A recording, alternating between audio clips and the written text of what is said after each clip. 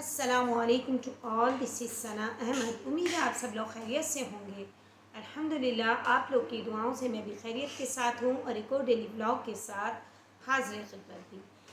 جی ہاں ناظرین و حاضرین، الحمدللہ کل کا جو میرا بلاگ بنایا تھا میں نے اسماء الحسنہ پر کہ اللہ تعالیٰ کا جو صفتی نام ہے اور جو نسبتی نام ہے اللہ، اور اس کی جو صفتی نام ہیں اسماء الحسنہ جو ہیں 98 نیمز اللہ کو نکال کے، اللہ کا نام نکال کے، تو یہ ان ناموں کی کتنی زیادہ فضیلت و برکات ہیں ہماری زندگی میں، کہ اللہ تعالیٰ کو نہ صرف پکارنا بلکہ اللہ تعالیٰ کو اس کے خوبصورت ناموں سے، اس کے صفتی ناموں سے ہمیں پکارنا چاہیے، اور ہر صفت میں اس کی اپنی افادیت ہے، اس کی اپنی اہمیت ہے، اس کی اپنی فضیلت ہے۔ اللہ تعالیٰ کے ہر صفتی نام میں اگر ہم پڑھتے ہیں الخالق پیدا کرنے والا، الباری المصور تصویریں بنانے والا، السلام سلامتی والا،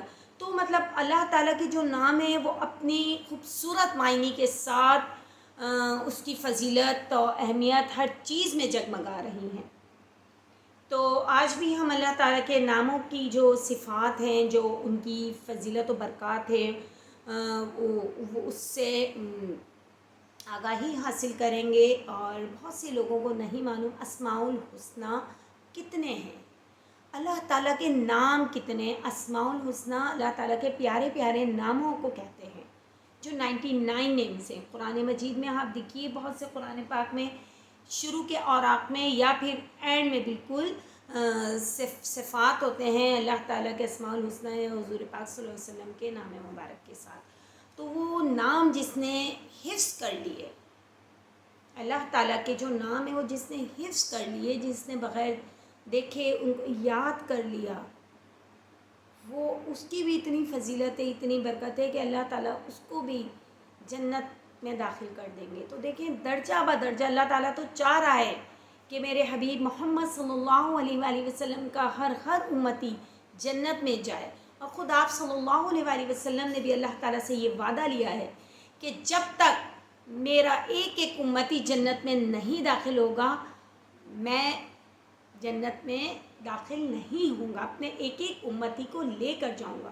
تو آیا ہماری حرکات و سکنات، ہمارے کردار و اخلاق یا ہماری جو روزمرہ کی زندگی ہے، ہم اس پر پورا اترتے ہیں اس بات پر کہ اللہ تعالیٰ ہمیں بھی جنت میں لے کے جائے، جنت الفردوس میں جائے، ہم جو جنت کے درجات میں سب سے اعلیٰ و بلند مرتبہ، بلند درجہ ہے جنت الفردوس۔ تو ہر مسلمان کی، ہر ایمان والے کی یہی خواہش ہے، یہی تمنا ہوتی ہے کہ ہمیں اللہ تعالیٰ اعلیٰ درجات میں رکھے اپنے۔ تو اسی سے منسلک اسماء الحسنہ کی چند اسماء الحسنہ اور میں بیان کروں گی، اور اس کی خصوصیات، فضائل و برکات آپ کے سامنے پیش کروں گی۔ سب سے پہلے اللہ تعالیٰ کی ہم حمد و ثنا کریں گے تعوذ تسمیہ کے ساتھ۔ اعوذ باللہ من الشیطان الرجیم، بسم اللہ الرحمن الرحیم۔ بے شک تمام تعریف اللہ تعالیٰ کے لیے ہے، جو مالک سارے جہاں والوں کا، روز جزا کا مالک۔ ہم تیری ہی عبادت کرتے ہیں اور تجھ سے ہی مدد چاہتے ہیں۔ ہم کو سیدھا راستہ چلا، راستہ ان کا جن پر تو نے انعام کیا، نہ کہ ان کا جن پر غضب ہوا اور نہ بہکے ہوں کا۔ الہی قبول فرما، آمین ثم آمین۔ آج جو میں اللہ تعالیٰ کا اسم مبارک ہے الخالق اور الباری جل جلالہ، یہ دونوں ناموں کی خصوصیات بیان کروں گی۔ الباری ہر چیز کو عدم سے وجود میں لانے والا، بے مثال موجد، اور لفظ خالق کا مادہ خلق ہے، جس کا مطلب ہے اندازے سے کسی چیز کو بنانا۔ قرآن مجید میں الخالق 11 مرتبہ استعمال ہوا ہے۔ امام خطابی رحمۃ اللہ علیہ کے بقول الخالق وہ ذات ہے جو مخلوق کو عدم سے وجود میں لانے والی ہے اور اسے پیدا کرنے والی ہے، اور یہ تخلیق بغیر کسی نمونے اور مثال کے ہوئی ہے۔ قرآن مجید میں ارشاد ہے الذی خلق فسوا، وہ ذات جس نے ہر چیز کو پیدا کیا بس اسے ٹھیک ٹھیک بنایا۔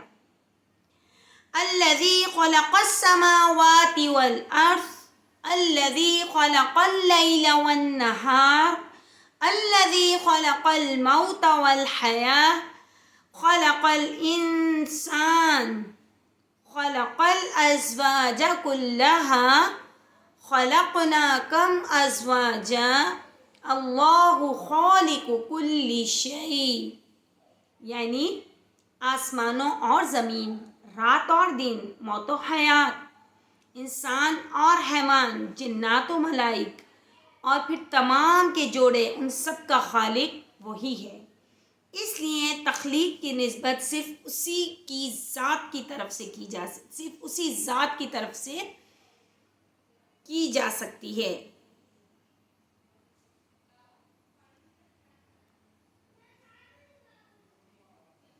غیر اللہ کی طرف تخلیق کی صفت منسوب کرنا جائز نہیں۔ یہاں یہ بات یاد رکھنی چاہیے کہ خلق کے معنی پیدا کرنے والے ہیں، جس کا مطلب ہے کہ کسی شے کو عدم محض سے قدرت ذاتی کے بل پر وجود میں لانا۔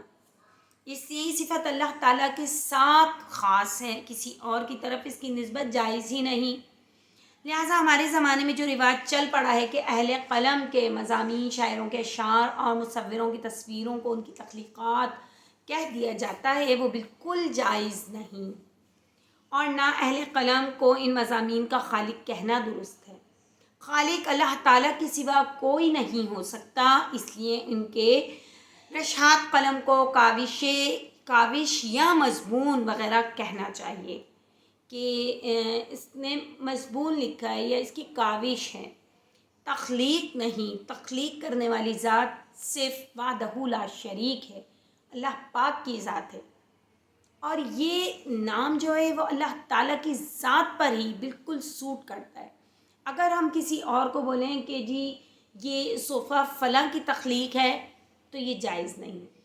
تخلیق کا لفظ، تخلیق مطلب پیدا کرنے والا، خلق کرنے والا، بنانے والا، تو وہ ایک اللہ ہی ہے، اللہ تعالیٰ کی ذات ہی ہے۔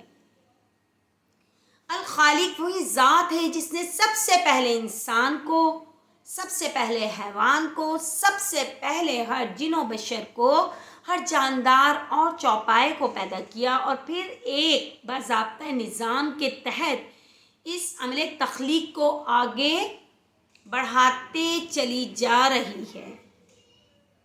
نطفے کے اندر قوت نمو اس نے ڈالی ہے، اور پانی کی بوند پر عظیم الشان اور احسان تقویم انسان کی پیدائش اسی کا کارنامہ ہے۔ قرآن مجید میں اللہ تعالیٰ کے صفت خالقیت پر عجیب و غریب اور نہایت شاندار دلائل قائم کیے گئے۔ سورہ انعام کی آیت مبارکہ ہے، قرآن کی آیات کے ذریعے میں اس کو ایکسپلین کرنا چاہوں گی۔ ان اللہ فالق الحب والنوى یخرج الحی من المیت ومخرج المیت من الحی ذالکم اللہ فأنا تؤفکون۔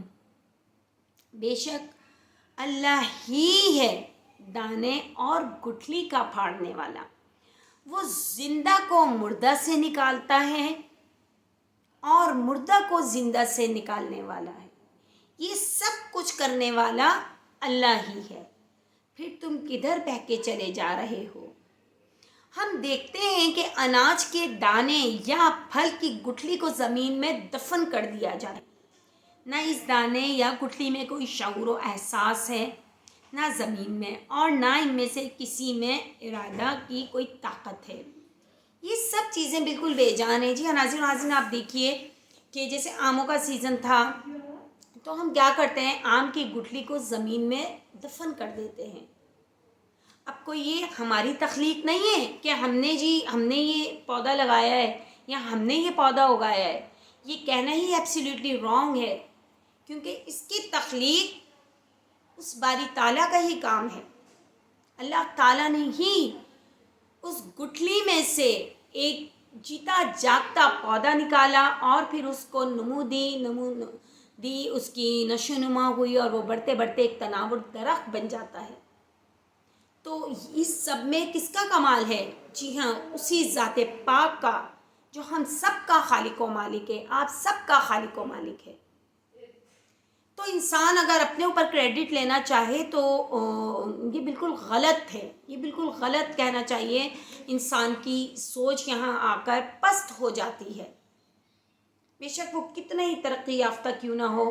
आप देखिए इतने बड़े बड़े काम लोग दुनिया में कर जाते हैं और all credit goes to them, क्या हम उनको सारा क्रेडिट दे देते हैं, but this is absolutely wrong. हमें सारा क्रेडिट किसको जाता है? अल्लाह ताला की ज़ात को जाता है। वही है, उसी ने खल्क किया है। एक गुठली में से, एक दाने में से वही है जो इतना बड़ा दरख्त बना देता है।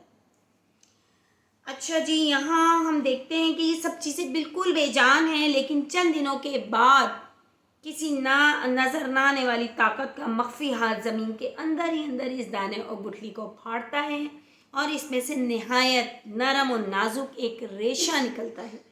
फिर वो अपने ऊपर वाली मिट्टी की तहों को, तह जो होती है, मिट्टी की तह हो जाती है ना, ज़ाहिर है वो हम मिट्टी के अंदर दफनाते हैं उस चीज़ को, उसकी तह को चीरता हुआ फाड़ता हुआ वो नशोनुमा पाता हुआ ज़मीन से ऊपर ज़ाहिर हो जाता है। तो हमें सोचना होगा कि मिट्टी में दफन शुदा इस बेजान दाने या गुठली को किसने फाड़ा, किसने इसमें से वो जानदार कोंपल निकाली, फिर सूत के धागे जैसी नरम और नाजुक इस कोंपल ने किसकी ताकत से ज़मीन को चीर डाला। क्या अकल में ये आ सकता है कि इस बेजान दाने या गुठली ने ये सारे काम खुद कर लिए, या बग़ैर किसी करने वाले के आप ही सब कुछ हो गया? हरगिज़ नहीं, बिल्कुल जायज़ नहीं, बिल्कुल हरगिज़ नहीं। ये सब एक हुक्म व कुदरत और एक हस्ती ही ने किया, और वो हस्ती अल खालिक जल्ले जलालहू की है। सूरह राद में इरशाद होता है, और देखो ज़मीन में मुख्तलिफ क़ते हैं जो बाहम मिले हुए और पास पास मौजूद हैं, और अंगूरों के बागात हैं और गल्ले के खेत हैं और खजूर के दरख्त हैं।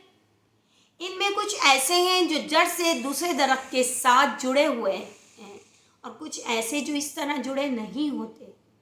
इन सब चीज़ों को एक ही पानी से सैराब किया जाता है, और फिर इनमें से बास को बास पर हम मज़े में फ़ौक़ियत और बरतरी देते हैं। इस सब में बड़ी निशानियां हैं अक्ल से काम लेने वालों के लिए। कुरान कहता है, वो ज़मीन जिस पर तुम चलते हो और जिससे तुम्हारी ग़िज़ा पैदा होती है,